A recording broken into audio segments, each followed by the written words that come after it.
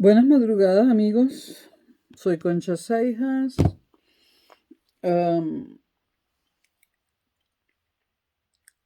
Está comenzando el día viernes aquí en Madrid. Viernes 5 de noviembre de 2021, 37 minutos pasada la medianoche. Es decir, que estamos de madrugada.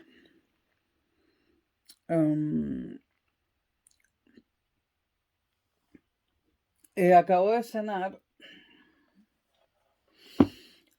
cenar. Y antes de cenar grabé un video bastante largo sobre la revolución industrial. Las dos primeras revoluciones industriales, por llamarlas así, ¿no? Es un video que quedó muy bien y hice con mucho cariño, por si lo quieren ver. Se está subiendo todavía. Es un video pesado y se está subiendo. Sobre la revolución industrial. Hoy voy a hacer un video sobre los Estados Unidos, que no va a ser el primero. Creo que por allí ya tengo uno, ¿no? Este, y haré más. Bueno.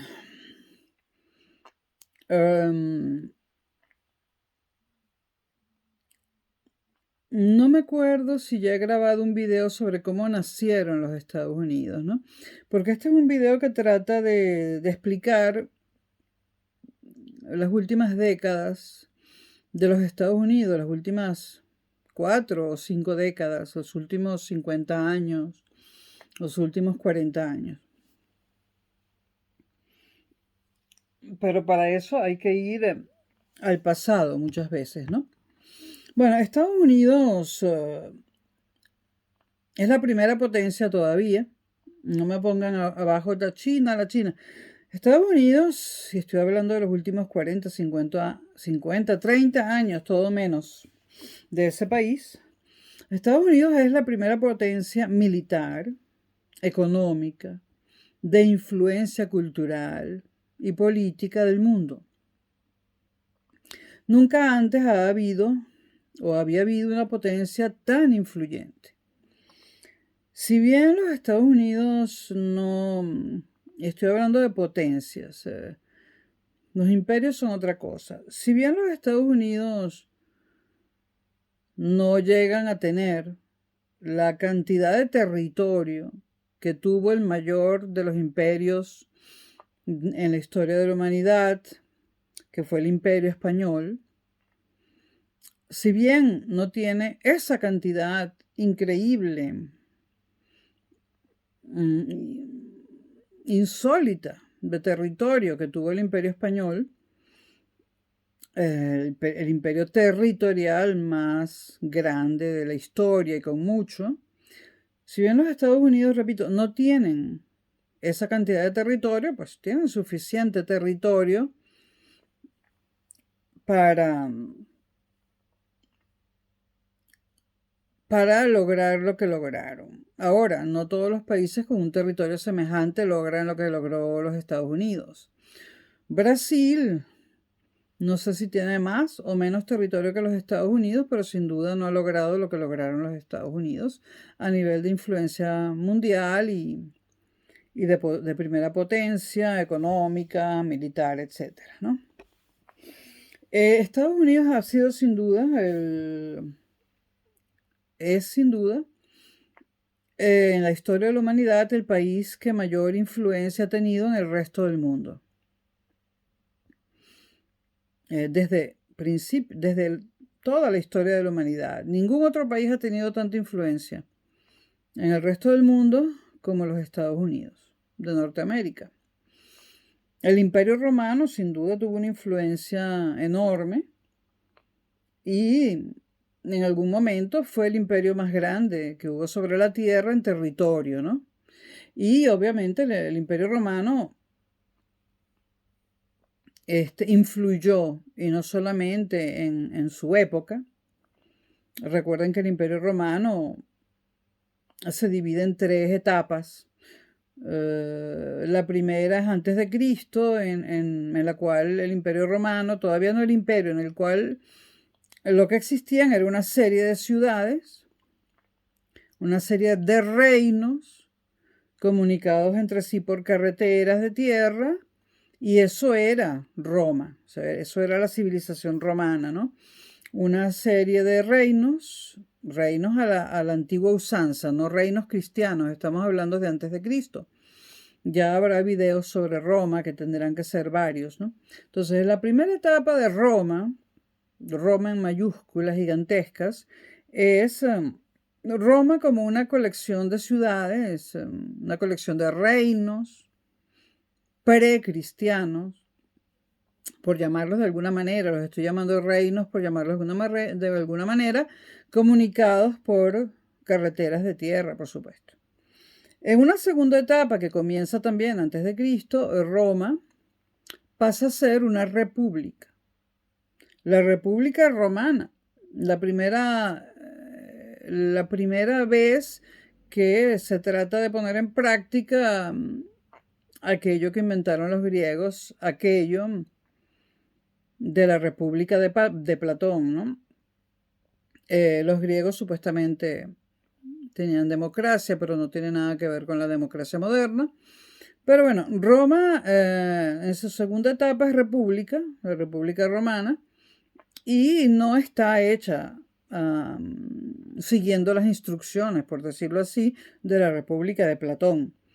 La República Romana está muy lejos de la República de Platón, porque no se parecen. Son dos cosas totalmente distintas, ¿no? Ahora, la República Romana tuvo un parlamento que era esa asamblea donde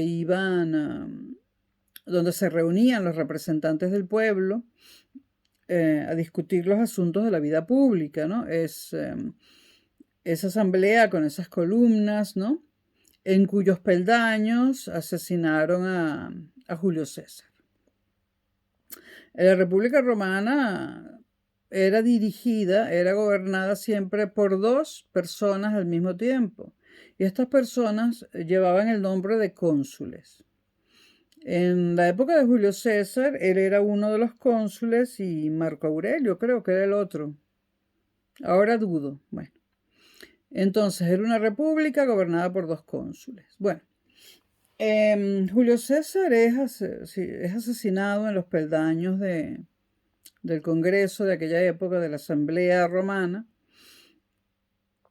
Y Marco Aurelio estaba en la guerra, conquistando territorios, ¿no? Y entonces el hijo de una amante de Julio César,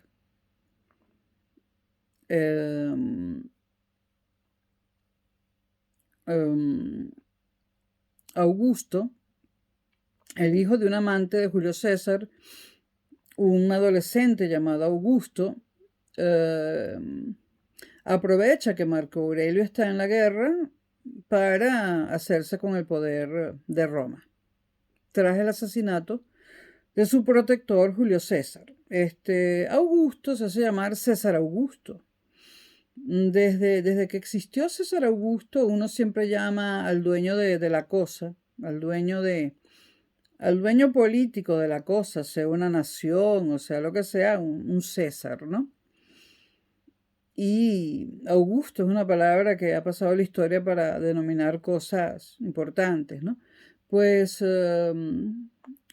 César Augusto, que se hace llamar así a sí mismo, no solamente era el hijo de una de las amantes de Julio César, que también era amante de Marco Aurelio, sino que César Augusto había sido amante de su protector Julio César, asesinado en las escalinatas del Congreso, y no por la homosexualidad, porque era completamente normal en aquella época. Es más, en la Roma republicana, lo normal era que los hombres se enamoraran de otros hombres y tuvieran relaciones entre ellos. Las mujeres eran simplemente para reproducirse, ¿no? Aunque Marco Aurelio, digamos que cayó en desgracia a causa de un par de mujeres. En ese sentido no era tan romano, ¿no? Bueno, entonces, si le creemos a los recopiladores de historia,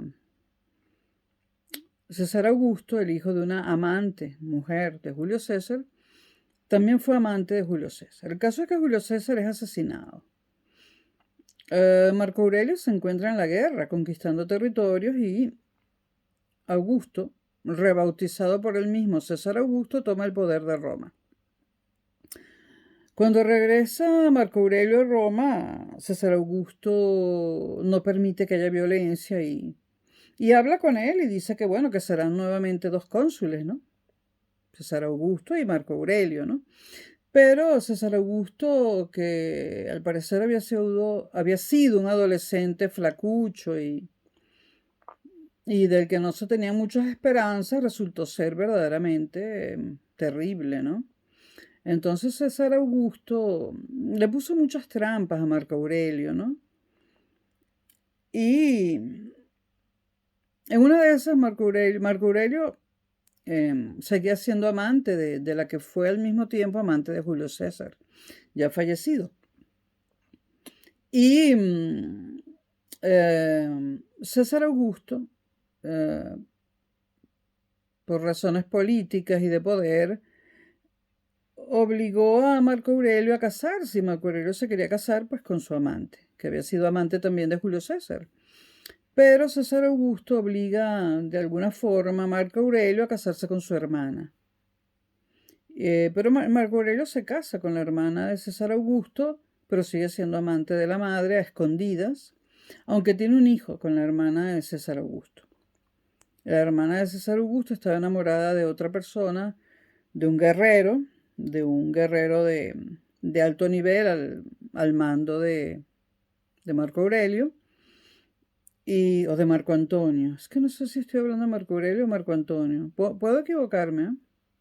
Marco Antonio creo que era. My God. Es que me salí de la cuestión de los Estados Unidos. Bueno, vamos a googlear aquí con el otro teléfono. Marco Aurelio, no, es Marco Antonio, creo. Bueno, Marco Aurelio, el romano. Ah, es que es Marco Aurelio Antonio, ok. Tenía tres nombres, Marco Aurelio Antonio. Entonces no me equivoqué.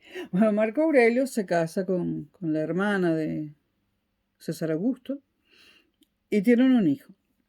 En eso Marco Aurelio se va a Egipto a terminar de conquistar Egipto, que era una cosa que tenía, una asignatura pendiente que tenía la República Romana. Pero en Egipto Marco Aurelio cae en las redes de Cleopatra.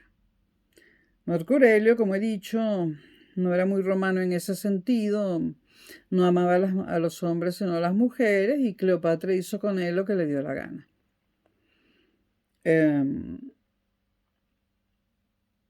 En lugar de conquistar los predios de Cleopatra, Marco Aurelio se dio a la bebida y a los placeres hedonistas de la época junto con Cleopatra, ¿no? Y murió en Egipto cuando las tropas enviadas por César Augusto tomaron el control de la situación, ¿no? Él, no recuerdo muy bien, no sé si se suicidó, pero Cleopatra sí que se suicidó antes de ser atrapada, ¿no? Bueno, entonces cuando muere Marco Aurelio Antonio, o Marco Antonio, César Augusto dice que se acabó la república, que ahora él es emperador y crea el Imperio Romano. Y el Imperio Romano es la tercera etapa de Roma, la etapa imperial. El Imperio Romano conquista tierras a diestra y siniestra.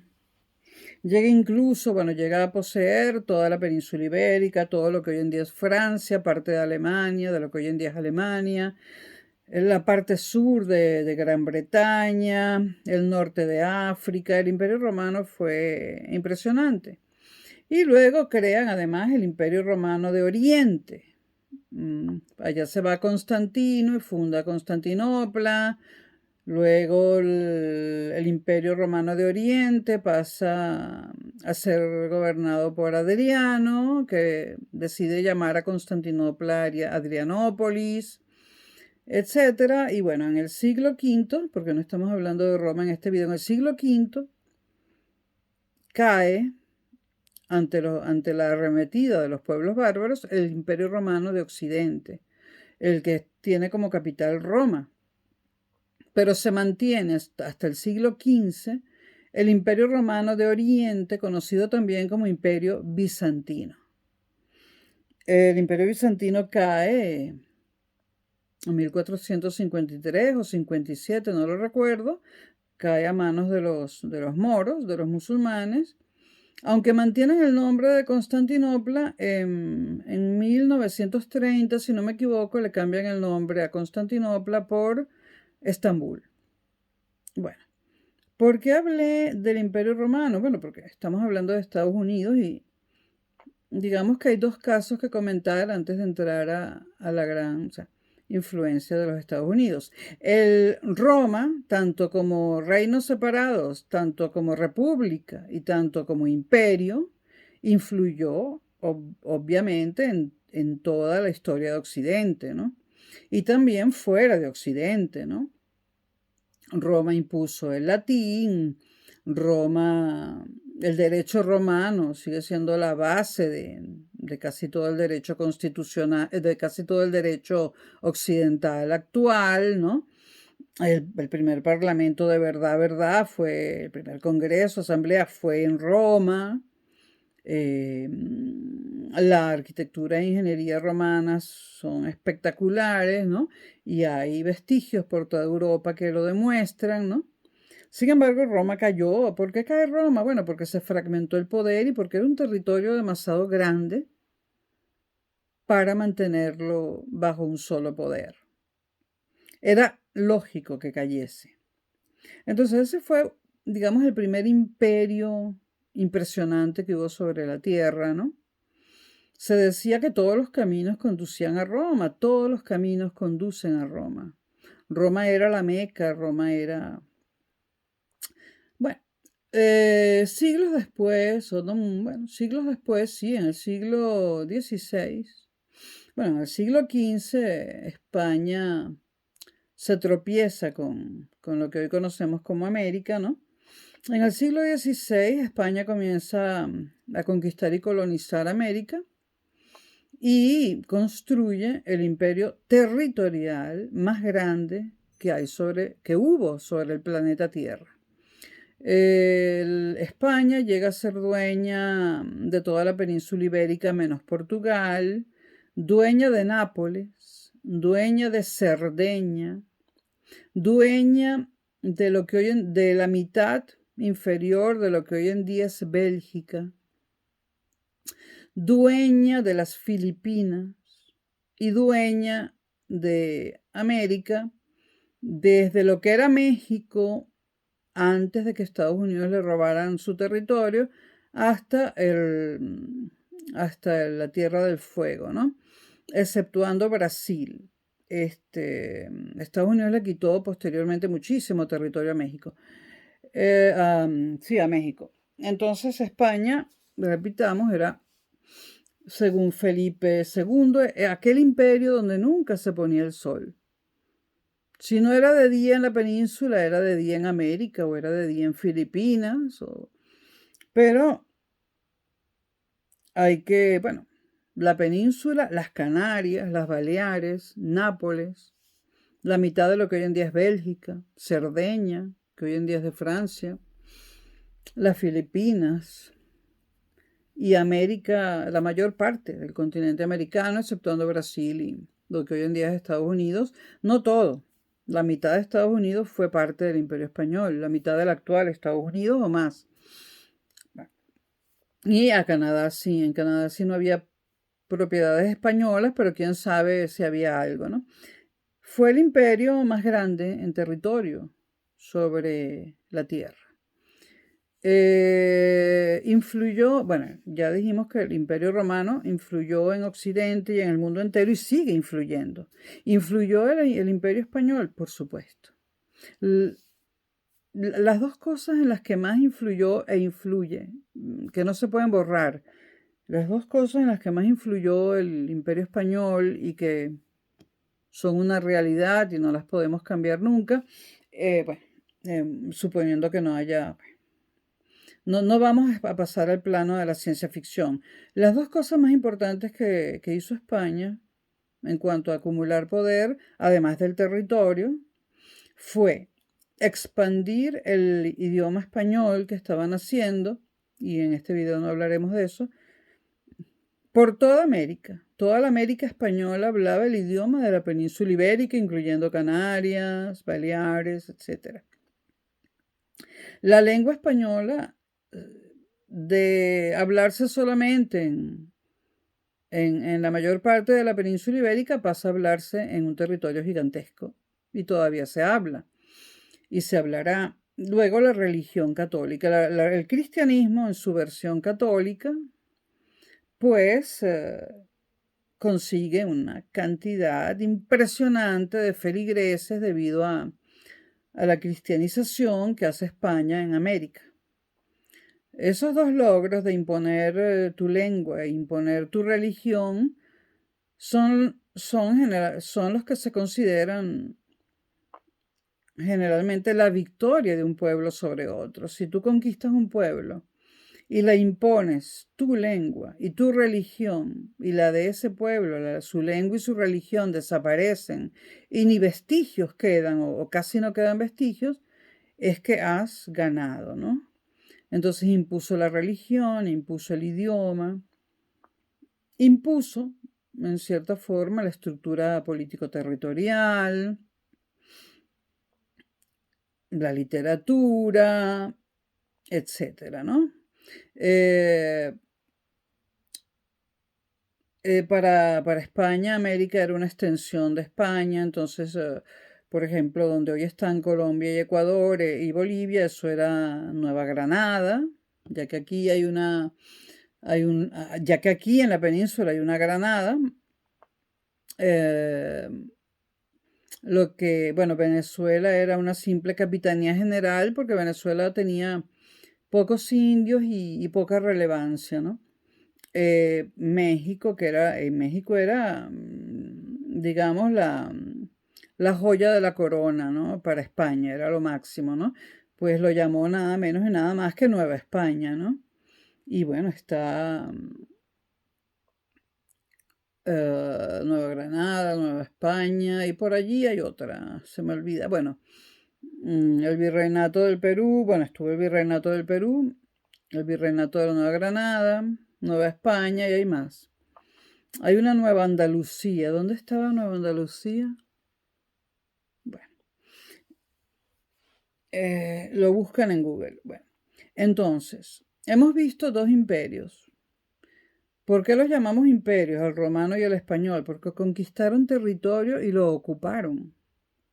Y además trasladaron sus instituciones políticas, económicas, territoriales, su idioma, su religión. Aunque Roma no logró, Roma aceptaba cualquier religión, Roma era politeísta y aceptaba cualquier religión o no tener ninguna. Lamentablemente el cristianismo acabó con eso en Europa después, porque el cristianismo ha sido una desgracia para la humanidad y sigue siéndolo, ¿no? Y moriré con el cristianismo en su apogeo todavía, ¿no? El cristianismo es una desgracia para la humanidad y sobre todo para América Latina. El cristianismo en su versión católica, además, es lo que no deja progresar a América Latina. El cristianismo es un cáncer y es lo único que América Latina no le puede agradecer a España. Sin embargo, parece ser que es lo único que le agradece. No le agradece lo bueno, sino lo malo. Yo lamento mucho que América Latina, siendo yo latinoamericana, le agradezca a España lo malo, el catolicismo, y no lo bueno. Bueno. Ok, estos eran imperios. Ahora, Estados Unidos, aunque muchos revolucionarios latinoamericanos y españoles, ¿no? Porque eso no pasa de Latinoamérica y España. Muchos revolucionarios, o como diría Carlos Rangel, muchos buenos revolucionarios latinoamericanos se la pasan llamando imperio a los Estados Unidos. Los Estados Unidos no es un imperio, es una potencia, que es un concepto moderno es más, ni siquiera moderno, contemporáneo. Ya no hay imperios, hay potencias. Bueno, ha habido otros imperios, el imperio austrohúngaro. Yo hablé de Roma y de España por ser los dos más relevantes y los dos más poderosos. Ahora, Estados Unidos no es un imperio, es una potencia. Las potencias no necesitan ocupar el territorio para imponer sus ideas, su régimen político y para beneficiarse económicamente. Obviamente el Imperio Romano y el español se beneficiaban económicamente de los territorios conquistados, ¿no? Estados Unidos no necesita conquistarlos para beneficiarse. Estados Unidos implementó otros métodos comprando materias primas a bajo precio, a Latinoamérica sobre todo, y bueno, otros métodos de de beneficiarse económicamente. No digo aprovecharse porque Latinoamérica se dejó o sea, Latinoamérica no supo manejar sus recursos naturales.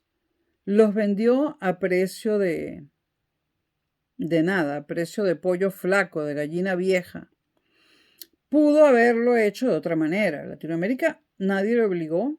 Estados Unidos no obligó a Latinoamérica a vender sus materias primas a precios miserables. Los latinoamericanos solo querían el poder en sus países y vendían lo que fuera al precio que fuera. Y la responsabilidad de haber vendido materias primas no solamente a Estados Unidos, sino también a Europa, China, Rusia, etcétera, a un precio miserable, pues esa responsabilidad es de los latinoamericanos y no de quien lo compró. Si a mí me ponen una oferta súper buena delante de los ojos y tengo el dinero para comprarla y aprovecharla, la aprovecho, ¿no? Bueno, entonces Estados Unidos, además, Estados Unidos, su influencia ha sido en otra época, en una época de comunicaciones, en una época donde ha habido televisión, radio, telecomunicaciones, ¿no? Si en la época romana y española hubiese habido medios de comunicación tan poderosos como los de hoy en día, quizás no haría falta mandar conquistadores, ¿no? Bastaba con hablar por la televisión. Recuerden que en el caso venezolano, Hugo Chávez era un desconocido y por 4 palabras que dijo un 4 de febrero del 92 ante las cámaras de televisión, miren todo lo que pasó. Los medios de comunicación son poderosísimos, para bien y para mal. Entonces, nunca antes había habido una potencia tan influyente como los Estados Unidos. Estados Unidos influye en todo el planeta.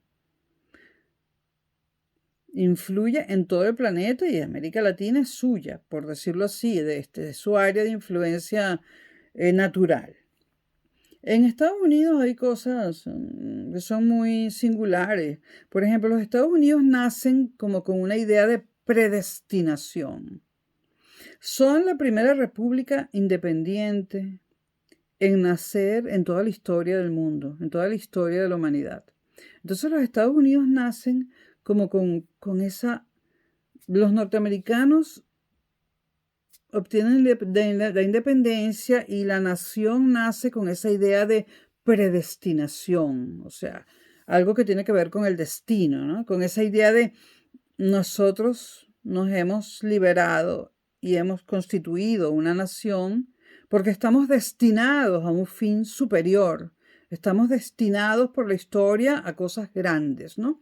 Esa idea de predestinación siempre ha estado presente en Estados Unidos, desde que Estados Unidos existe como país independiente, y también quizás durante la Guerra de Independencia, y hoy en día sigue presente, ¿no? Make America Great Again y American y un norteamericano antes de ser blanco, antes de ser negro, antes de ser lo que sea, es norteamericano, es gringo, como decimos en Venezuela. Un gringo, antes de nada, es gringo. Todo lo demás viene después. Raza, color, preferencia sexual, cualquier cosa es menos importante que ser gringo, ser norteamericano, ser americano. Entonces está esa idea de predestinación, estoy predestinado a grandes cosas. Luego está lo que en Estados Unidos llaman el American Century, el siglo americano, ¿no? En Estados Unidos no hay academia de la historia como la hay en todos los países latinoamericanos, que eso es una herencia española, la de las academias, ¿no? Y en cierto modo europea. No, en Estados Unidos no hay, la historiografía, se escribe la historia, pero no hay academia de la historia. Se habla mucho del American Century y la historiografía norteamericana crea una imagen de singularidad de los Estados Unidos. Singularidad de los Estados Unidos. ¿Eso qué quiere decir? Que nunca antes ha habido algo como los Estados Unidos. Son singulares, son únicos, diferentes. Y esa idea de singularidad también los llena de orgullo, ¿no? Además, los Estados Unidos tuvieron la primera constitución del planeta. La primera constitución escrita de la historia de la humanidad, y esa constitución sigue siendo la misma. Como ustedes comprenderán, eso es increíble a los ojos de los latinoamericanos, que todos tenemos como 8 o 10 constituciones por país, a los ojos de España, de Francia, de todos estos países, que Estados Unidos tenga la constitución más vieja de la historia y una sola, y la primera de todas, es verdaderamente impresionante, ¿no? La más vieja de la humanidad. Estados Unidos nunca la ha cambiado porque no ha hecho falta y basta con lo que se ha hecho, ha sido colocarle enmiendas. La predestinación, por cierto, tiene una connotación religiosa, ¿no? Que esto no hay que olvidarlo, tampoco hay que olvidar el cristianismo en su versión protestante, que es el que más se practica en Estados Unidos. Y bueno, estos discursos que dan los pastores o los padres protestantes en las iglesias, ahí hay una connotación religiosa que lo invade todo. Aunque en Estados Unidos hay una separación total y absoluta desde el primer día entre religión y política. Total. Sin embargo, hay una connotación religiosa que lo cubre todo, ¿no? Y que tiene mucho que ver con eso de la predestinación.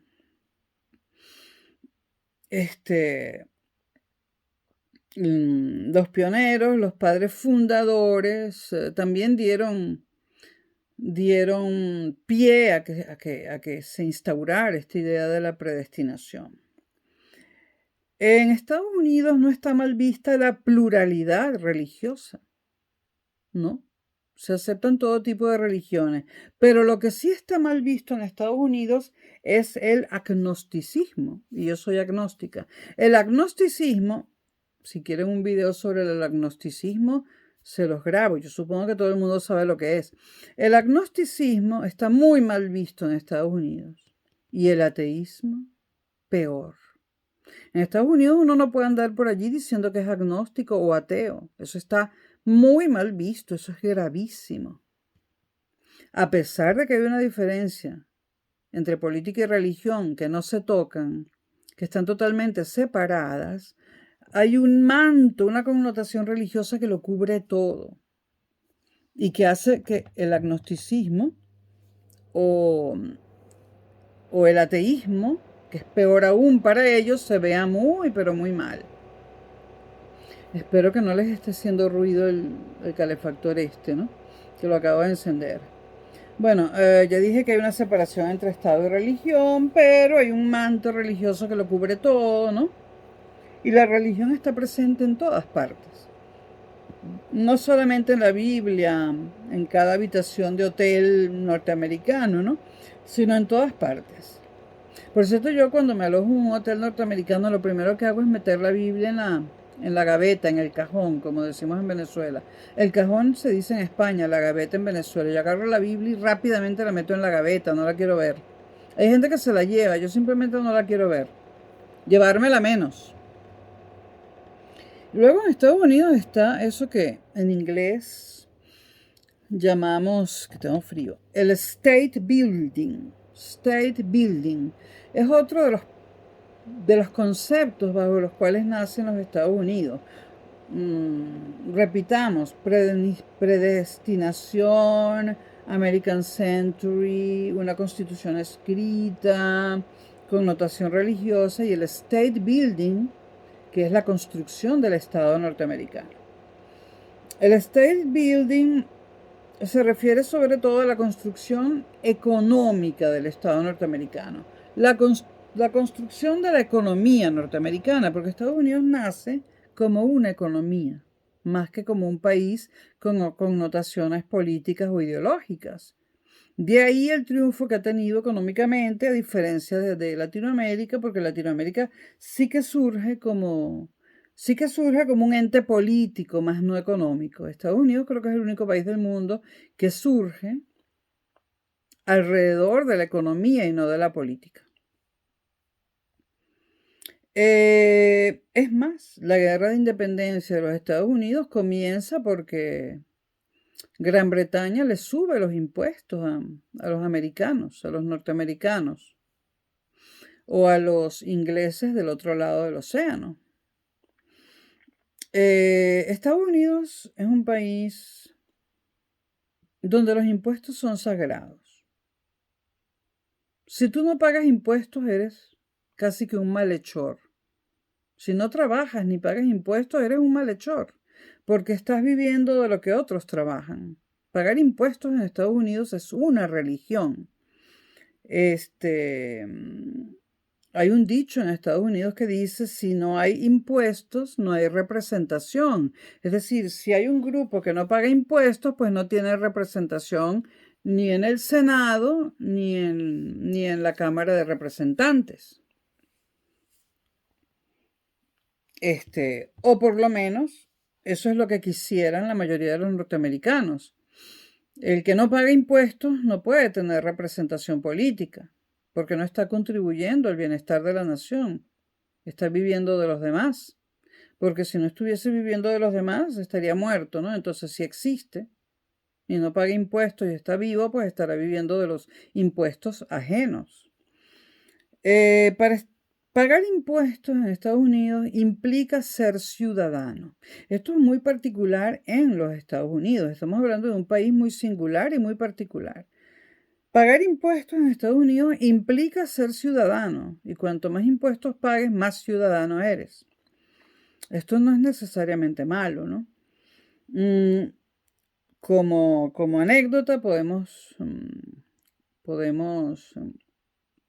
mencionar que Al Capone, ese gran gángster de origen italiano, ¿no?, que tenía azotada a Chicago, Al Capone terminó en la cárcel por no pagar impuestos durante 2 años seguidos y por haber evadido impuestos en los años anteriores.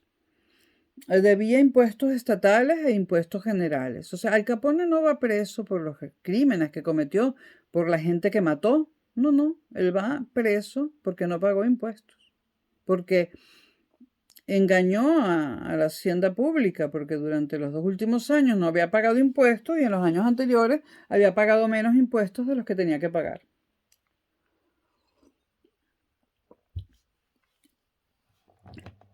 Bueno, ¿cuál es la base de la economía en Estados Unidos? El pago de los impuestos. A ningún norteamericano se le ocurre no pagar sus impuestos, porque eso se paga muy caro.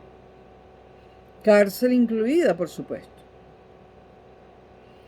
La base de la economía de Estados Unidos es el pago de los impuestos y la recaudación de impuestos. Vamos a hablar de la política exterior de los Estados Unidos. Y este es solo un primer video. Desde el principio de la existencia de los Estados Unidos, la política exterior fue agresiva, ¿no? Desde el principio, desde el mismo instante en que los Estados Unidos se convierte en una nación libre y aún sin tener un gran ejército y sin tener ningún poder militar para conquistar a nadie, se colocan desde el principio como política exterior, como primer objetivo, expandirse, primero territorialmente. Estados Unidos se coloca desde el principio expandirse como, como lineamiento principal de la política exterior. Al principio, ¿qué hace? Pues le quita más territorios a Gran Bretaña, no solo aquellos, le quita territorios que le pertenecían a Canadá. O sea, Estados Unidos le quita todo lo que pueda a Gran Bretaña, ¿no? Se independiza y además le quita más cosas. Le quita territorios a Francia. Este, recuerden que ahí está Canadá. Canadá era un poco más grande, ¿no? Pero Estados Unidos le quita territorio a Canadá cuando todavía era una parte de Canadá, colonia francesa, ¿no? Le quita territorios a Rusia, que también tenía sus colonias en Norteamérica. Le quita territorios a España. Hay una guerra con España en el 98, 1898, donde Estados Unidos le quita Cuba a España. Y bueno, le quita territorios a México, yo creo que más del 50%, porque bueno, la extensión de Texas o Texas, de todo, de California, de Florida. Bueno, Florida se la quita a España.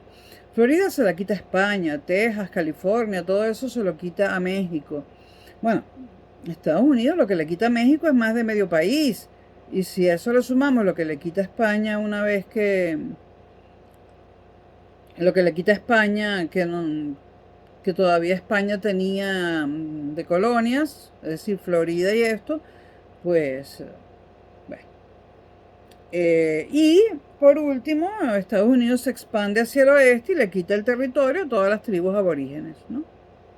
Entonces, la política exterior, el objetivo expandirse. Al principio se expande a costa de quiénes?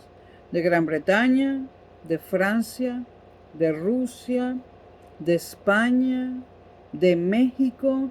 Cuando digo España y la diferencia de México es que estoy hablando de territorios como Florida, que se lo quita directamente a España, y México es cuando ya México es independiente de España, pues le quita territorios a México, ¿no? Y luego emprende eso llamado la conquista del oeste y le quita todos los territorios a las tribus aborígenes o a la gente que estaba allí en el oeste del país, ¿no? La famosa conquista del oeste, que se han hecho series, películas, etcétera, etcétera, ¿no?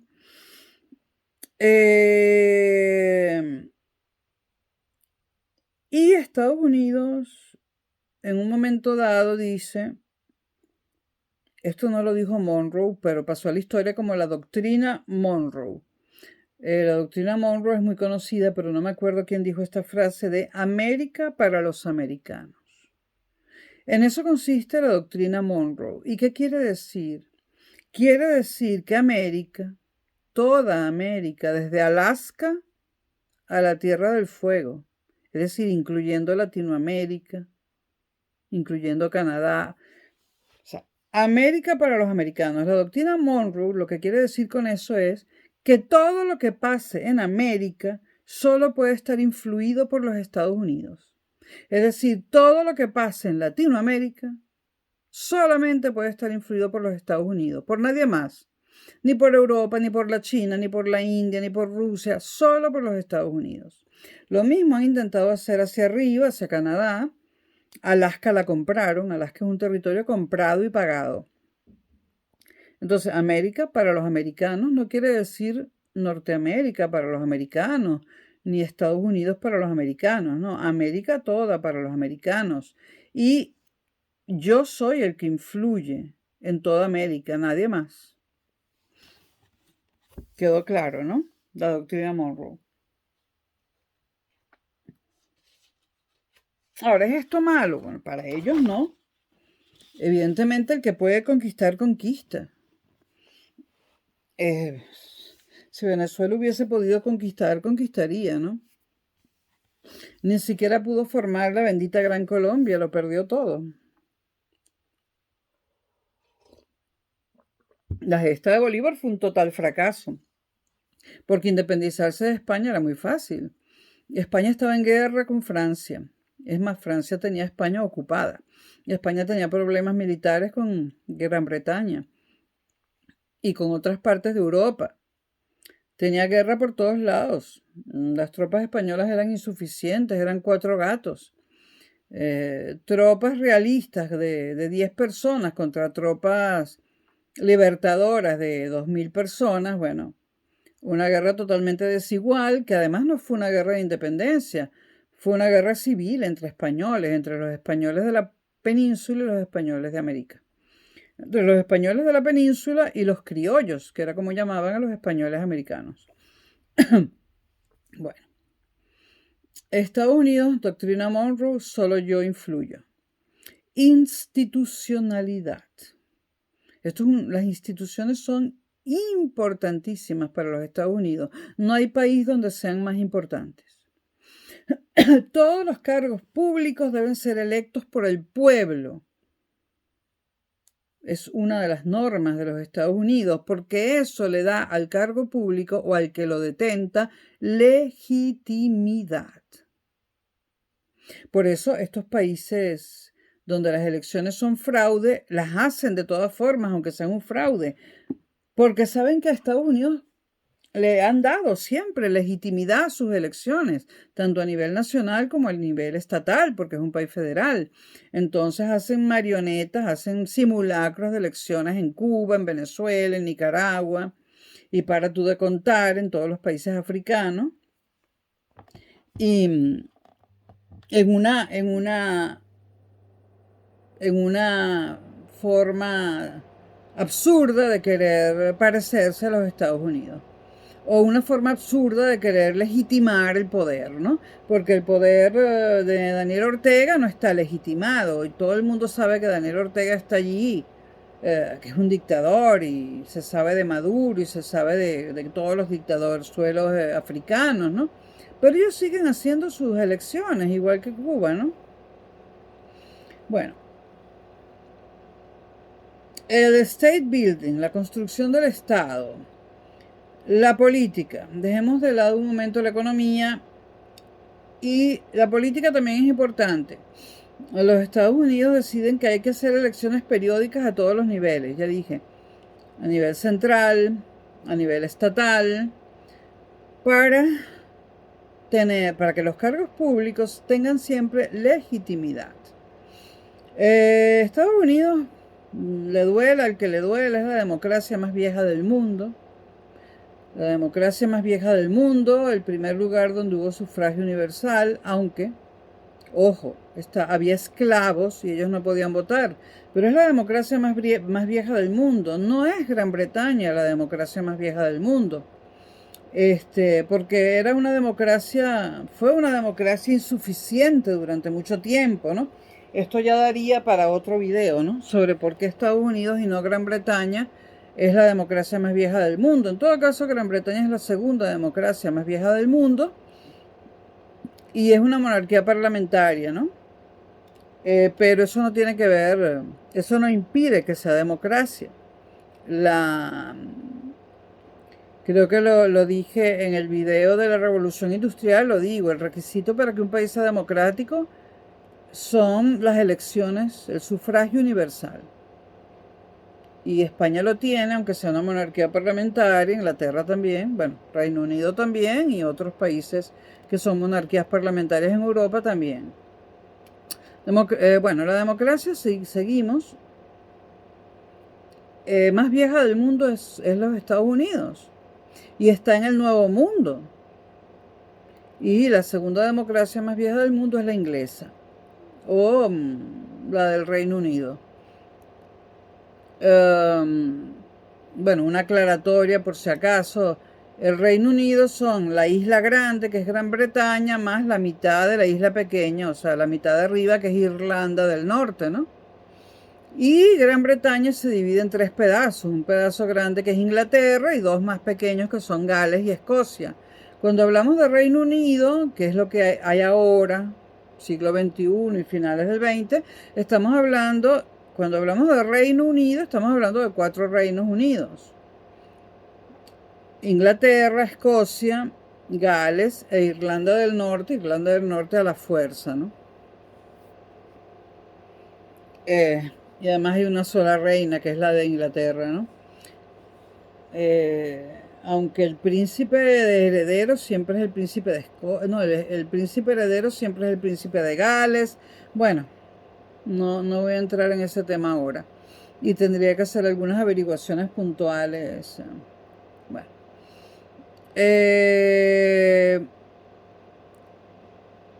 ¿Quiénes, al principio, quiénes votaban en Estados Unidos? Es decir, ¿quiénes formaban el cuerpo electoral? El cuerpo electoral son los votantes. Pues los que pagaban impuestos, igual que sucedió en el siglo XIX al comienzo de los estados liberales en Europa. Los que pagaban impuestos eran los que podían votar. Ahora, en el sur había una población esclava, que es la que hace que es la que hace que el hablar de democracia en Estados Unidos, pues, sea a veces problemático, porque al principio tenían esclavos y aunque no hay nada escrito en politología acerca de eso, pues que haya esclavos no suena muy democrático. Porque recuerden que en Inglaterra se había incluido en la filosofía política el derecho natural. El derecho natural que dice que todo hombre que nace libre. Pero al principio los Estados Unidos tuvieron esclavos africanos e irlandeses. Y no nacían libres los hijos de estos esclavos, ¿no? La población esclava estaba sobre todo en el sur de los Estados Unidos, ¿no? Y a pesar del Bill of Rights, de la Carta de Derechos, y del derecho natural, que vuelvo a decir, se creó en Gran Bretaña, y es el derecho que dice que todo hombre que nace libre, ¿no? O todo el que nace libre. A pesar de la Carta de Derechos y del derecho natural, pues había esclavos en el sur. Las mujeres en Estados Unidos comienzan a votar a comienzos del siglo XX, en el siglo XIX no votan. Los poderes federales y estatales utilizan el voto directo y es fundamental en Estados Unidos la separación de poderes. La separación de poderes en Estados Unidos es la que mejor funciona en el mundo entero. O sea, en todo Occidente, el país donde la separación de poderes es verdaderamente donde están más separados. Yo no digo que no haya influencias, no lo sé, pero donde realmente están más separados de verdad los tres poderes es en Estados Unidos. El poder ejecutivo, que es el presidente, el poder legislativo, que es la Cámara, el Congreso, la Cámara de Representantes y el Senado, y el poder judicial. En Estados Unidos es fundamental la separación de poderes y se cumple, grosso modo, puede haber excepciones. Y el presidente, generalmente, sea quien sea, siempre está en una lucha permanente contra el Congreso, ¿no? Contra la Cámara de Representantes y el Senado. Porque el presupuesto lo aprueba el Congreso. Pero si en un momento dado el presidente está haciendo algo que al Congreso no le gusta, le pueden cortar el flujo de dinero. O sea, aprueban el presupuesto, pero se lo pueden quitar, por decirlo así. Eso se llama en Estados Unidos shutdown. El shutdown es cuando le quitan a un presidente el dinero. Deja de fluir el dinero. Entonces, ¿qué pasa? Se bloquean los pagos por parte del Congreso y entonces los empleados públicos dejan de cobrar. Yo creo que pasó algo de eso en la administración Trump, creo recordar. Y hubo una amenaza también de eso en la administración Obama, es que no lo recuerdo, pero en la administración Trump estoy casi segura, ¿no? Que hubo shutdown, o sea que el Congreso cortó el flujo de dinero para que no se pudiera pagar a los empleados públicos, ¿no? Entonces el poder del Congreso en Estados Unidos es enorme. Y el presidente tiene que estar en continua pugna con el Congreso. El Poder Judicial, bueno, los jueces se eligen. Desde los jueces de distrito hacia arriba, los jueces se eligen, ¿no? Es el Poder Judicial más democrático del mundo occidental. Siempre que hablo de mundo estoy hablando de Occidente. Esta historia de mi canal de historia es la historia de Occidente. En Estados Unidos hay un sistema de partidos, como lo hay en Europa y en Latinoamérica, Pero no son partidos de militantes como en Europa. En Europa los partidos son partidos de militantes y si tú quieres pertenecer a un partido tienes que pagar una cuota mensual o anual. Yo recuerdo que en Venezuela uno podía ser militante de un partido sin pagar. Aquí en España hay que pagar si militas en un partido. Pagas. Pero en Estados Unidos el sistema no, los partidos no tienen militantes, eso no funciona así y no hay que pagar, ¿no? El sistema de partidos más bien tiene que ver con lo ideológico o con lo que le conviene a un ciudadano en un momento dado. La gente no vota siempre por el mismo partido, es otra cosa. Ahora, desde los años 80, en el Partido Republicano se han visto las posiciones más conservadoras y ultraconservadoras, y en el Partido Demócrata se han visto posiciones más bien socialdemócratas, ¿no? Esto se ha observado desde los años 80 y sobre todo en el siglo XXI, ¿no? Ahora, esto no quiere decir que el Partido Republicano sea de derechas y el demócrata de izquierda, eso no existe allí. La izquierda y la derecha puede que existan, pero el comunismo y el socialismo, eso no existe en Estados Unidos, por más que en las redes sociales se hable de comunismo en Estados Unidos con Biden. Lo que hay con Biden en Estados Unidos es un gobierno mediocre, con el presidente más mediocre de toda la historia de los Estados Unidos, más mediocre que Nixon, mucho más. Pues Nixon era un héroe al lado de Biden, ¿no? Entonces, en Estados Unidos no hay un gobierno de izquierda. Ves que ni siquiera la izquierda y la derecha tienen mucha importancia. O no se habla en esos términos. Se habla de partidos conservadores y partidos más bien socialdemócratas, aunque la palabra socialdemocracia los gringos no la entienden, ¿no? Los gringos, y para los gringos, comunismo y socialismo es lo mismo. Ellos no diferencian, ellos no entienden la diferencia ni les interesa tampoco.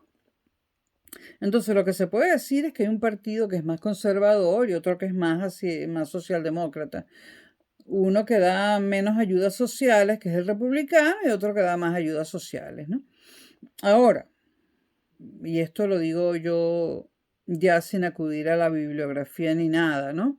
Yo veo una deriva, y esto es personal, esto no lo ha escrito nadie, no lo ha dicho ningún analista político importante. Yo veo una deriva peligrosa en el Partido Demócrata, una deriva peligrosa hacia la socialdemocracia al estilo latinoamericano. Y esto es muy peligroso. Yo veo un Partido Demócrata realmente deplorable. Pero bueno, cierro paréntesis. En Estados Unidos hay más partidos políticos, pero son minúsculos, no tienen ninguna posibilidad de llegar al poder. Y a veces, ustedes no recuerdan una vez, depende de la edad que tengan, que un millonario que se había hecho rico con pozos de petróleo quiso ser presidente de Estados Unidos. Y no pertenecía a ningún partido, ni al republicano ni al demócrata. Bueno, eso quedó en nada, porque los Estados Unidos a ese tipo de personas las llaman radical. You are a radical. Y la población norteamericana le tiene terror a los radicalistas. Para ellos son outsiders que quieren destruir el Estado, que quieren destruir América. América entendida como Norteamérica, para nosotros los que no somos norteamericanos, ¿no? Así como no he encontrado analistas políticos que digan que el Partido Demócrata se está degenerando, sí he encontrado muy lamentablemente analistas políticos, tanto europeos como latinoamericanos, que dicen que es el Partido Republicano el que se está degenerando.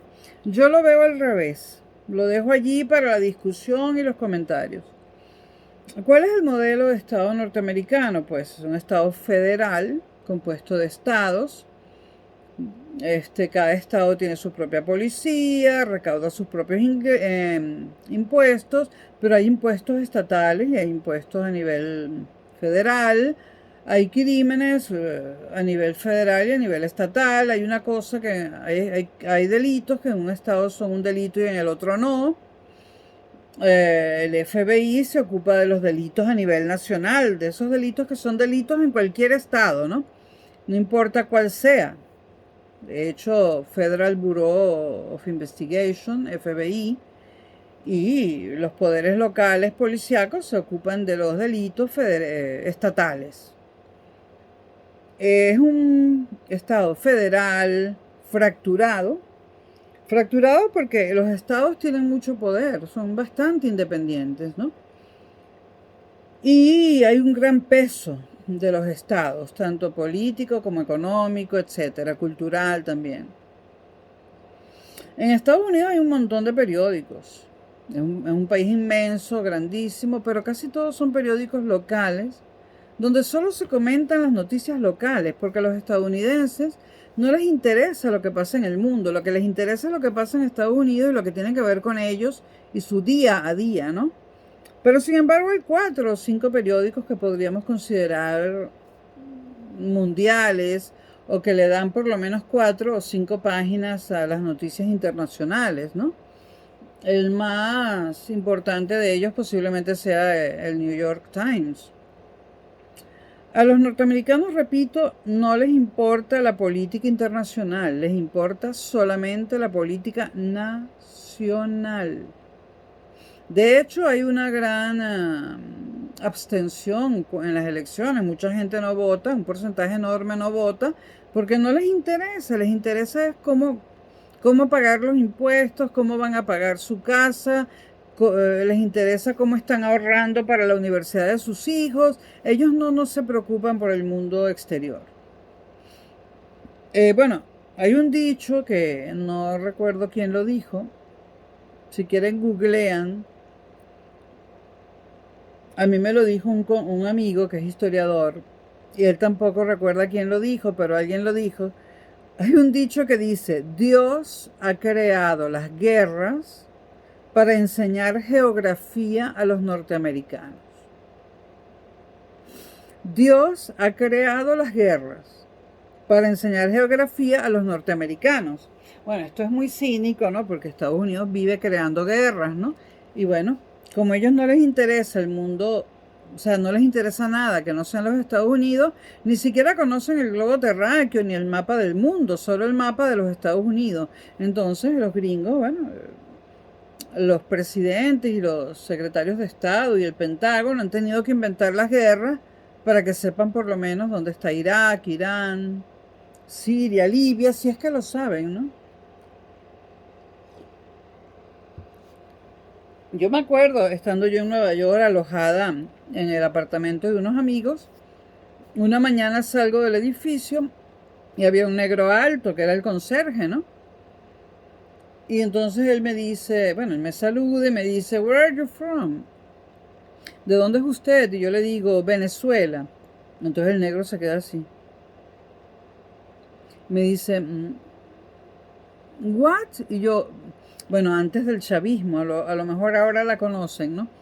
Y yo digo: "Venezuela." Y me dice: "Ah." Entonces me dice: "Ah, una isla del Caribe", me dice en inglés. Y yo le digo: no, Venezuela no es una isla." Y me dice, entonces pone los ojos como dos platos. Y me dice: "Perdón." Y yo: "Venezuela." Entonces me dice, y yo le digo, entonces se me ocurre, y como Colombia es muy famosa por el narco, le digo: "Al lado de Colombia", le digo: "Near Colombia." "Oh, yes, Colombia." Y bueno, no entendió lo que le quise decir y pasé por colombiana todo el tiempo que estuve allí, ¿no?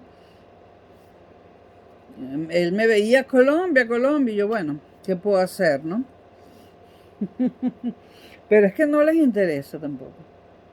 O sea, si yo me ponía a explicarle dónde quedábamos exactamente y bajaba con un mapa, que no le iba a interesar. Digo bajaba con un mapa porque no había internet ni móviles, eso fue hace décadas.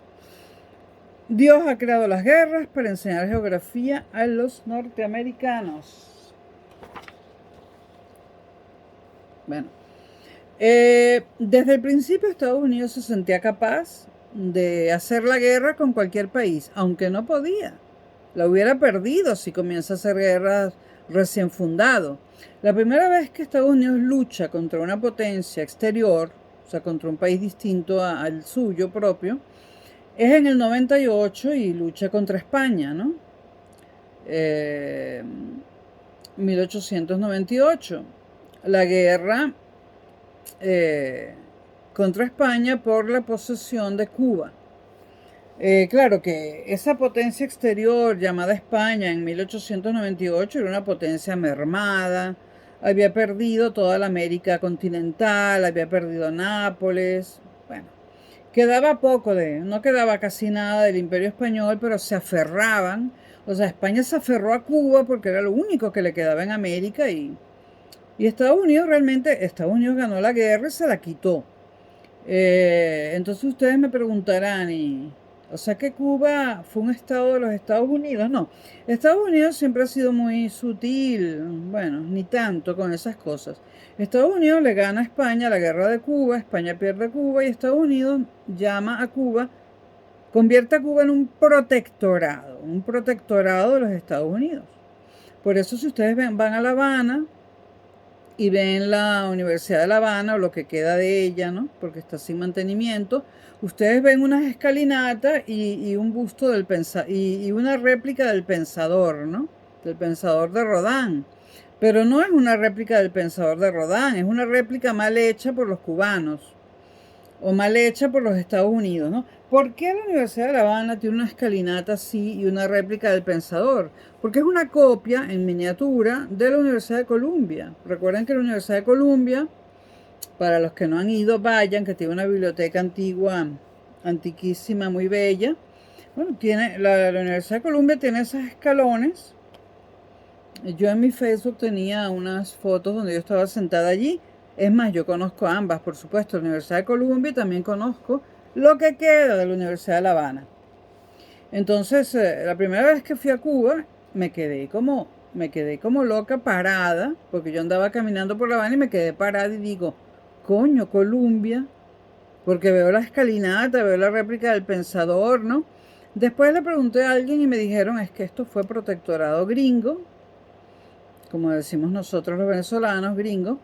Y bueno, la Universidad de La Habana se hizo semejanza de la Universidad de Columbia, que como saben queda en Nueva York.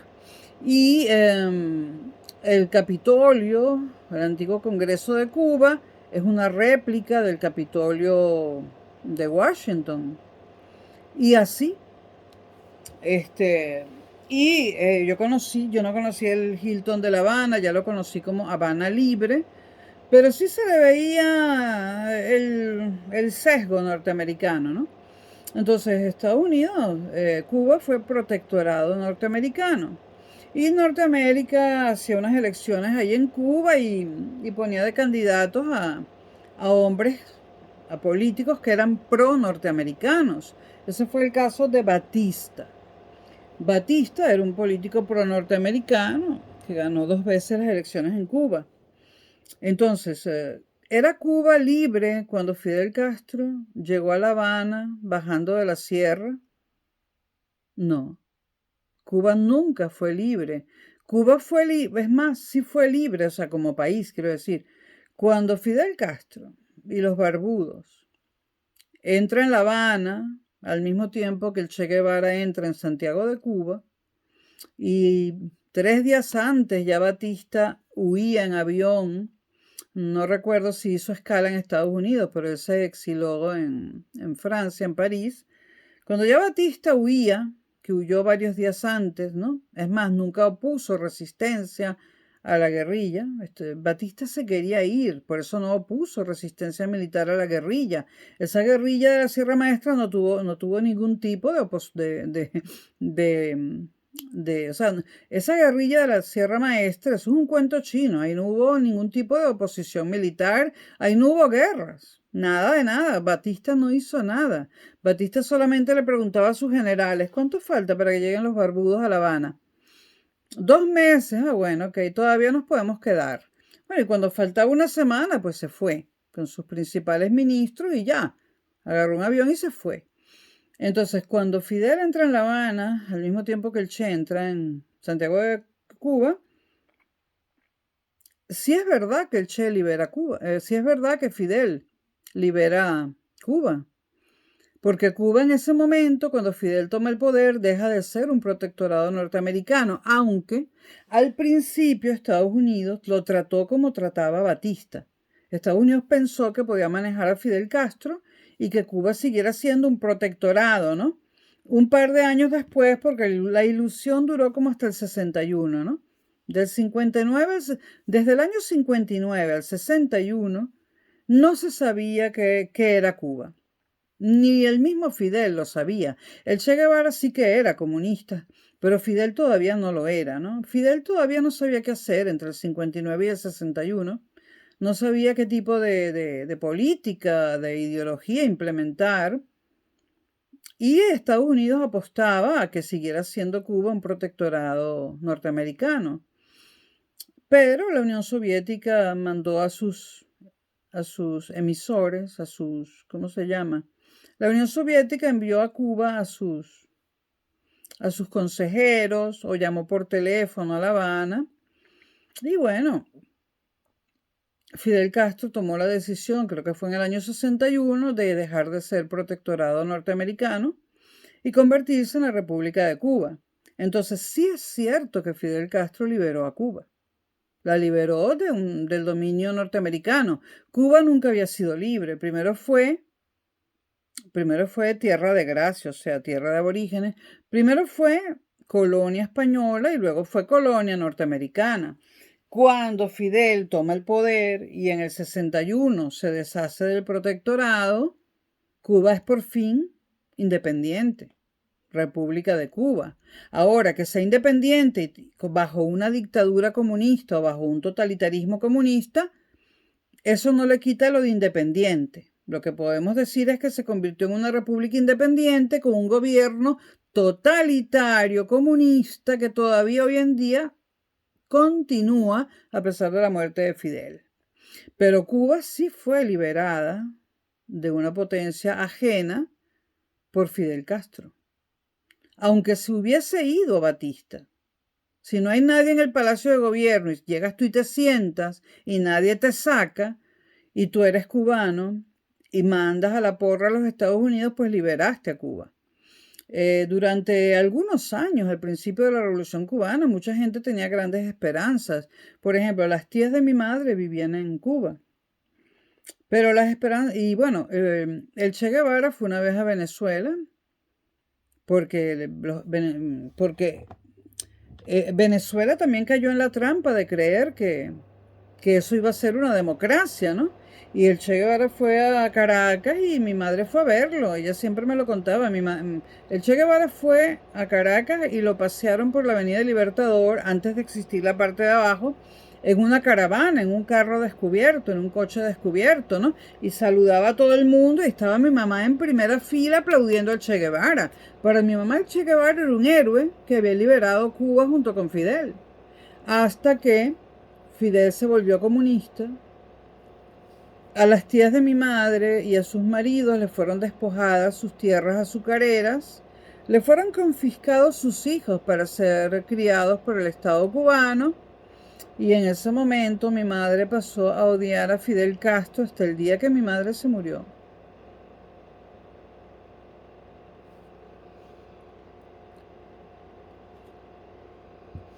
Tenían casi la misma edad. Fidel Castro nació en el 1926, y mi madre en el 25. Mi madre cada vez que lo veía en televisión ponía una cara. Bueno, no estoy diciendo que soy partidaria del régimen cubano. Estoy diciendo que Fidel Castro sí le dio un gobierno cubano a Cuba por primera vez, porque Cuba había tenido un gobierno español, luego un gobierno norteamericano y por fin, a partir de más o menos el 61, 59, 61, Cuba tiene un gobierno cubano, pero que es totalitario, dictatorial y comunista.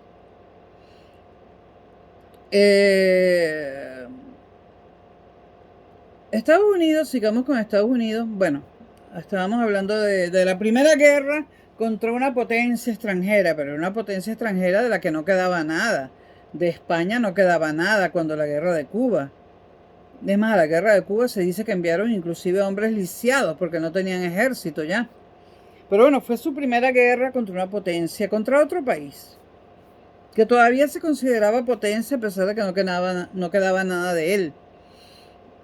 Bueno, Estados Unidos hoy en día tiene el mayor ejército de la humanidad, hoy en día desde hace muchas décadas, ¿no? Y los norteamericanos de a pie se sienten inseguros fuera de los Estados Unidos. Ustedes saben que ellos cuando se jubilan hacen ese viajecito por Europa, ¿no? Con sus bermudas de colores, así súper tropicales, ¿no? Y sus viajecitos, sus cruceros por el Caribe. Pero los norteamericanos no se sienten seguros fuera de Estados Unidos. Ellos se sienten seguros solo dentro de los Estados Unidos. Pues ustedes han visto norteamericanos emigrando, ¿no? Bueno, arriba vive un norteamericano. Me está dando golpes porque estoy hablando, pero nada. Este es un edificio del siglo XIX, de madera. Se escucha todo. Y yo grabo videos, lo siento. Hello. Bueno, en el siglo XX, Estados Unidos se consolida como potencia hegemónica mundial. Es decir, no solo la mayor potencia mundial, sino la única. La única. La Unión Soviética realmente fue un espejismo. Nunca tuvo con qué competir con los Estados Unidos. Entonces, Estados Unidos en el siglo XX se consolida como potencia hegemónica mundial, la única.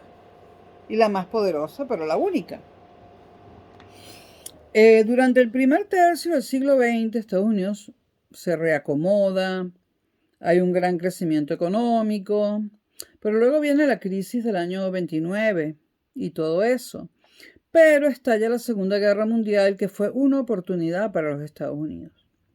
Estados Unidos sale de la Segunda Guerra Mundial convertido en la primera potencia mundial y reforzado industrialmente. ¿Por qué reforzado industrialmente? Bueno, porque le fabricó armas a los aliados, porque vendió insumos, vendió comida, le vendía de todo a los países que estaban en guerra. Y además lo construía para él mismo después de que ingresó también él en la guerra. Utilizó la Segunda Guerra Mundial para salir de la crisis, porque o sea, la mejor forma de ganar mucho dinero es fabricar armas, ¿no?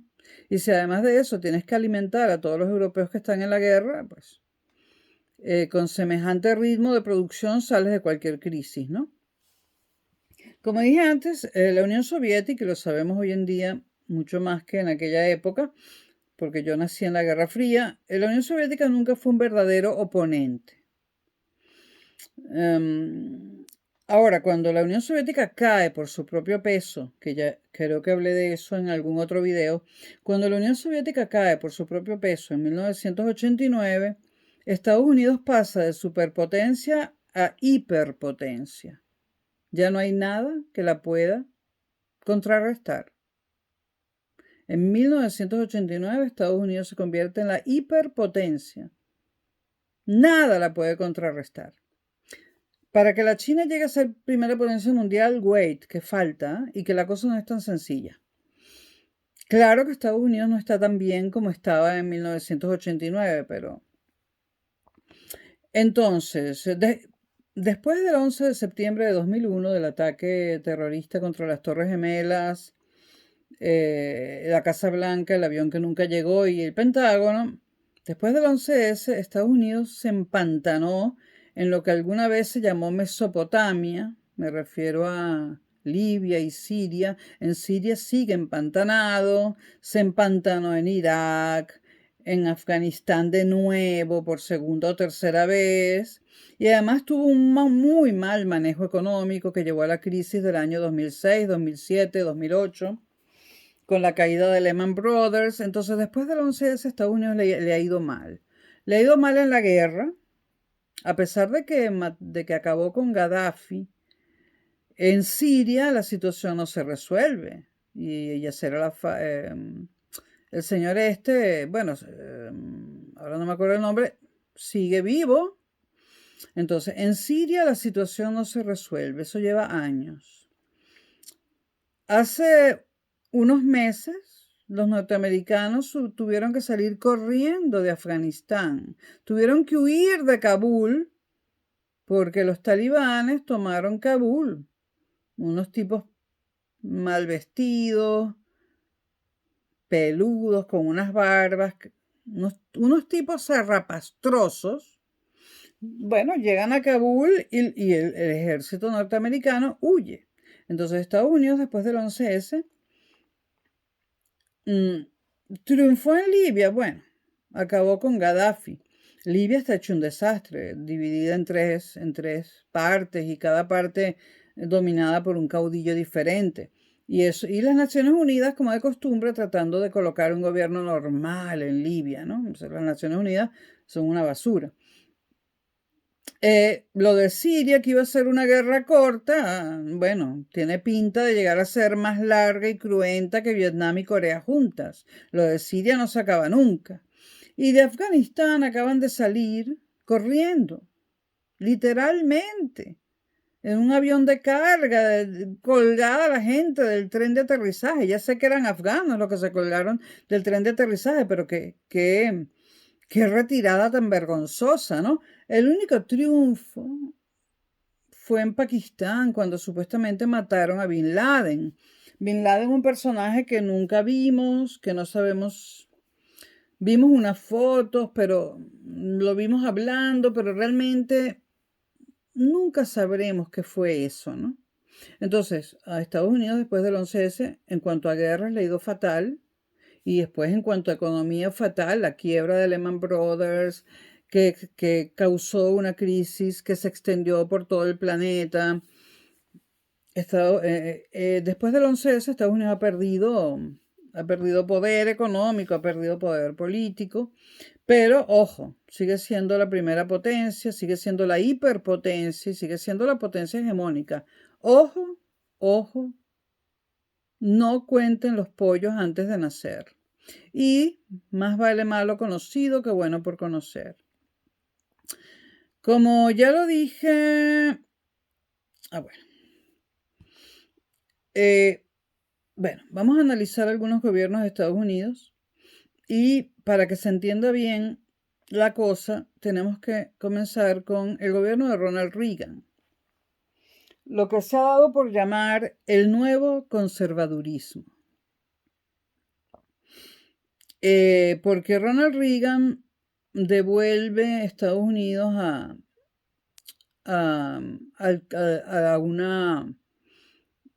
la tradición conservadora.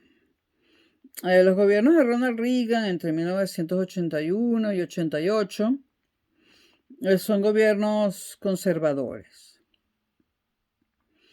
En política interior, Estados Unidos, bajo Ronald Reagan, implementa el neoliberalismo con la famosísima escuela de Chicago, ¿no?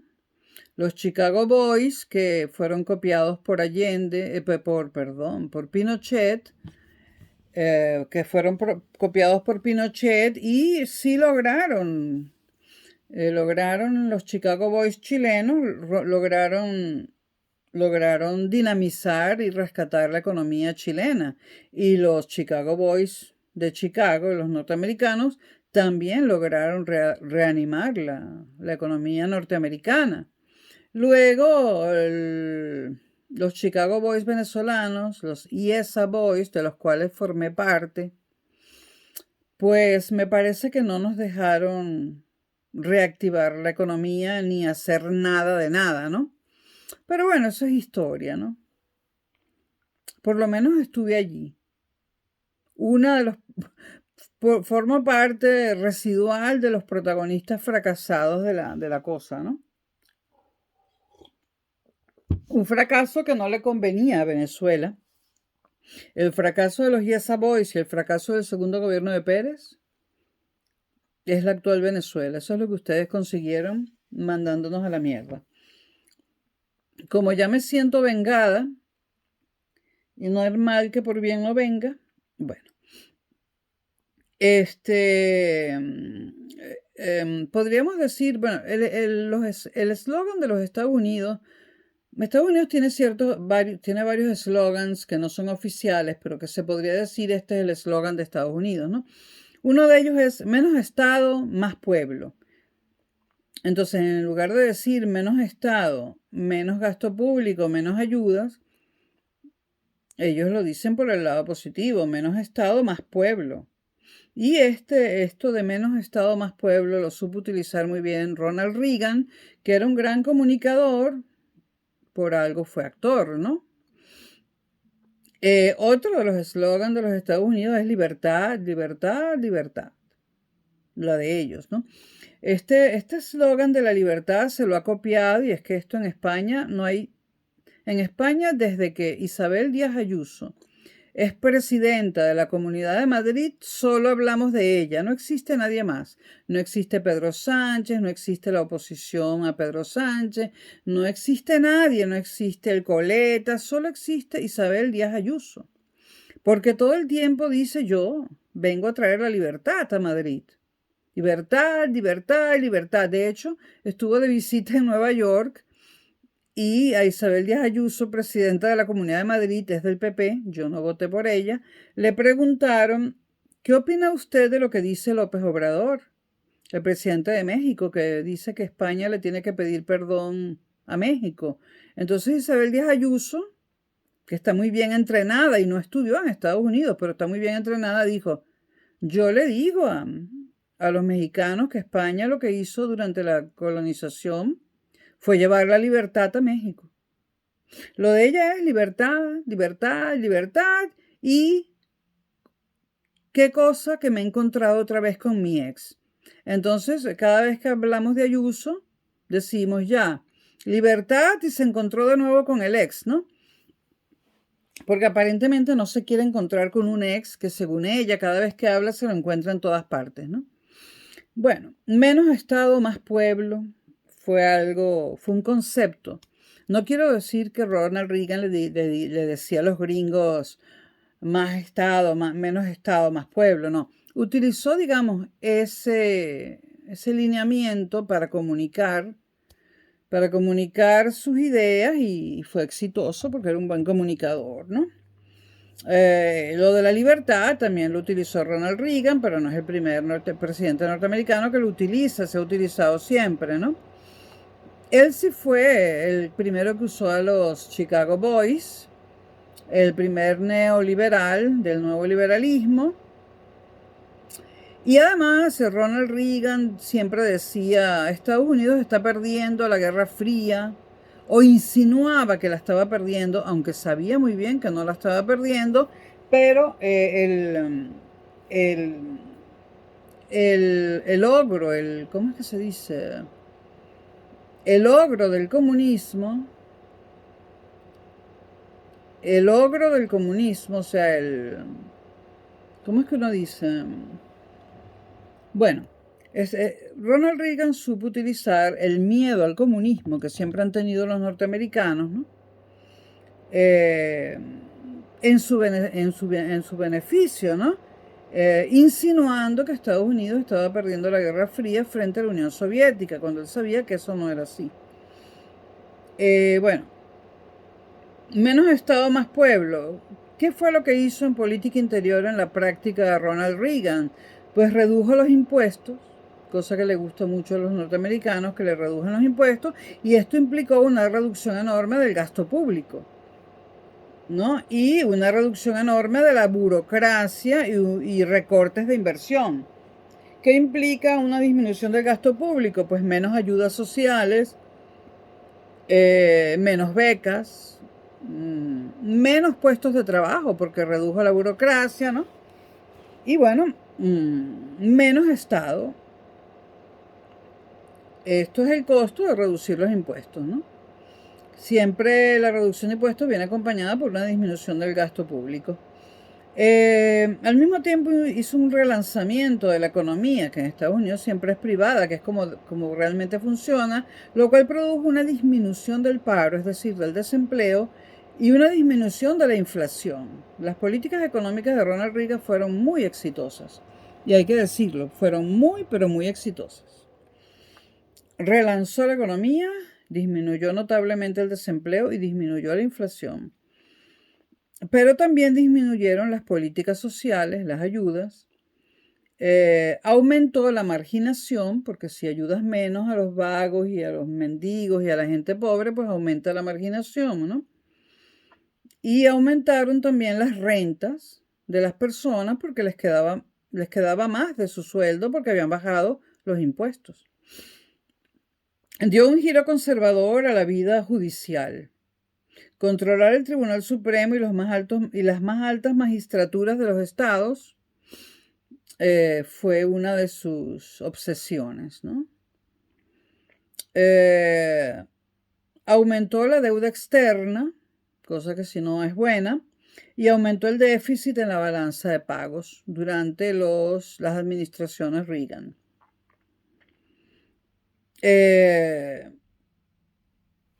En política exterior, endurecimiento y localización.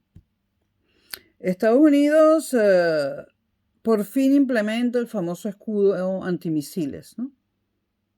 Que era una amenaza que Estados Unidos tenía siempre, pues implementa el famoso escudo antimisiles, lo hace real, apoya a los rebeldes afganos contra la influencia de la Unión Soviética en Afganistán, lo que fue la primera guerra de Afganistán, sobre el año 79, 80, 81.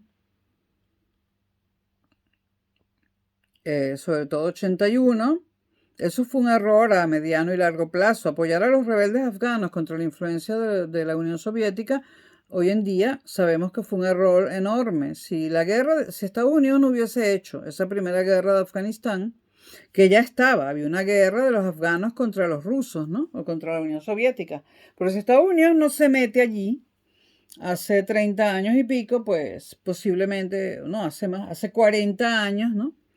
Pues posiblemente Afganistán no estaría como está hoy, ¿no? Eso empezó hace 40 años. El problema afgano empezó hace 40 años. Endurecimiento y localización. Con localización quiero decir, por ejemplo, el escudo antimisiles donde lo puso, el endurecimiento, o sea, mandar soldados a Afganistán, apoyar a los rebeldes afganos, ¿no? Hubo un rehielo en las relaciones con la Unión Soviética, es decir, se congelaron más aún, hubo presión sobre la Unión Soviética, ¿no? Y Estados Unidos emprendió un mayor desarrollo militar. Ya era una potencia militar bárbara y aumentó el poderío militar. Desarrollo técnico militar, la bomba de neutrones, la bomba de hidrógeno, ¿no? Que funciona por fusión nuclear y no por fisión nuclear como la de uranio. La famosa bomba de hidrógeno, la solo mata gente, que mataba a la gente pero dejaba todas las construcciones, ¿no? Que supuestamente nunca se ha probado, pero fue desarrollada, fue construida durante las administraciones Reagan, igual que el escudo antimisiles, ¿no? La iniciativa de defensa estratégica que se conoció con las siglas SDI. Y bueno, mucha gente llamaba a todo esto la guerra de las galaxias. En tono de burla decían que Reagan estaba haciendo la guerra de las galaxias. Es más, hubo una película, ¿no?, sobre la guerra de las galaxias que por supuesto yo era adolescente y la vi. Yo vi la 1, no quise ver más. Yo no sé, van como por la ¿cuánto? La 20, la 15, es que no sé. Sheldon Cooper le gusta la guerra de las galaxias. Yo vi una y realmente es que a mí no sé, a mí no me dice nada esa película. Ni me divierte, porque yo veo cine de autor, pero también veo películas para divertirme. Pues bueno, la guerra de galaxias ni fu ni fa. Sé que, bueno, yo vi la primera, no sé cuántas hay, 20, 15, 40, no sé. Bueno, hubo un rearme en Europa. Un despliegue de los misiles Pershing II y de los famosos misiles Cruise o misiles crucero, como se conocen en español. Estos fueron colocados en Europa. Durante el gobierno de Ronald Reagan hubo un descrédito total en Latinoamérica acerca de los Estados Unidos. Y lo sabemos. Hubo un apoyo a Israel en el Líbano durante la administración Reagan. En el problema que tenían Israel y el Líbano, por supuesto, Reagan y Estados Unidos apoyaron a Israel, ¿no? Hubo un cerco a Gaddafi, es decir, un castigo a Libia. O sea que lo de Libia viene de Reagan ya, de hace 40 años. Y bueno, luego está lo que llaman el legado. ¿Cuál fue el legado de Ronald Reagan? Porque el legado es otra cosa que es singular, norteamericana total. En ninguna otra parte se habla de legado, pero ahora Se ha hecho tan famoso esto del legado Obama, que no hay ningún legado. Obama no dejó nada, pero se ha hecho tan famoso esto de hablar de legado que ahora se usa en todos los países del mundo. Desde Obama, porque antes solo lo usaban los gringos. ¿Cuál es el legado de Ronald Reagan? Pues la renovación del Partido Republicano, que sin duda el Partido Republicano después de Reagan salió súper reforzado. Y el nuevo conservadurismo, tanto en política exterior como en política interior, en todo.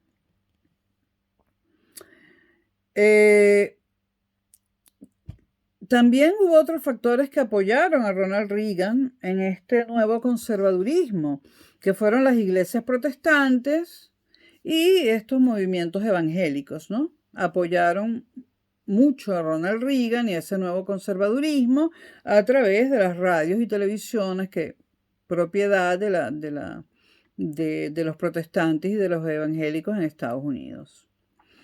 Bueno, esto ha sido un primer video sobre los Estados Unidos. Decidí comenzar con Ronald Reagan. Ahora es que falta. Ahora el próximo video hablaremos de Bush, padre. Y seguiremos adelante. Gracias por escucharme. Estamos aquí. Uy, ya se cargó este movilcito pequeño.